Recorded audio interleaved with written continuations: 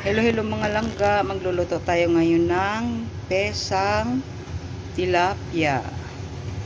Meron tayong pinitpit na luya, sibuyas at pinitpit din na bawang at ating panlasa na magic sarap at pichay.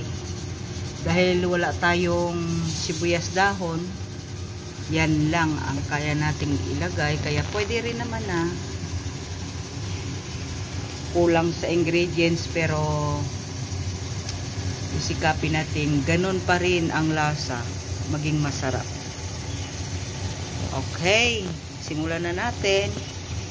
Ayan, mag-igisa lang tayo ng bawang.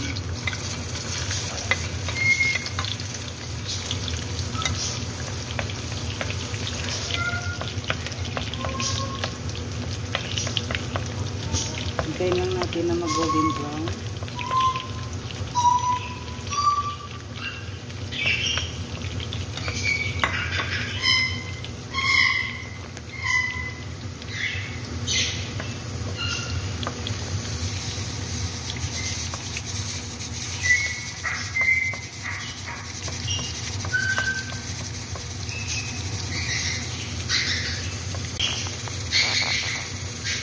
Magigisa lang tayo ng bawang.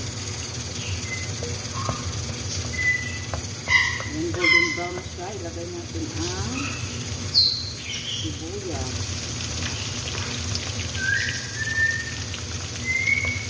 Ilagay lang natin na maluto ang sibuyas at isusunod na natin yung ulo.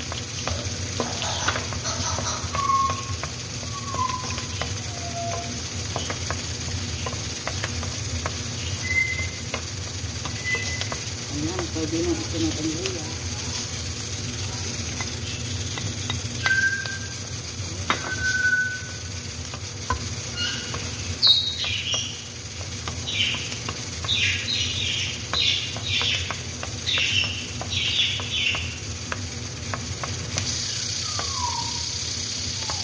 At isusunod na natin ang tilapia.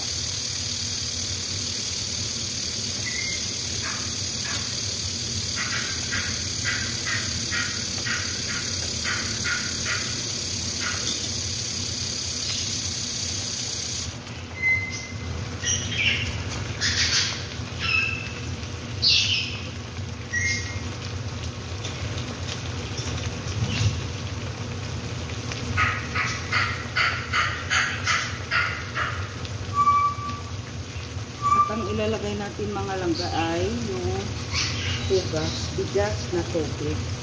Yun yung masarap gawin sabaw sa pyesa.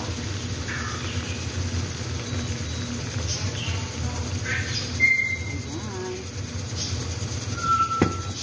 Tapos hintayin lang natin kumulo.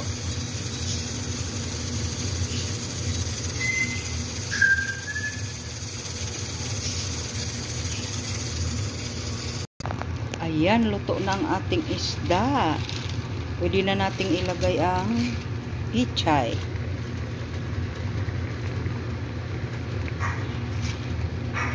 Masarap kapag maraming gulay yung pyesa. Pisang tilapia. Pero yung pinakakilala kasi natin, pisang dalag. Pero kapag walang dalag, pwedeng tilapia, pwedeng maya-maya. Ayan na mga langga.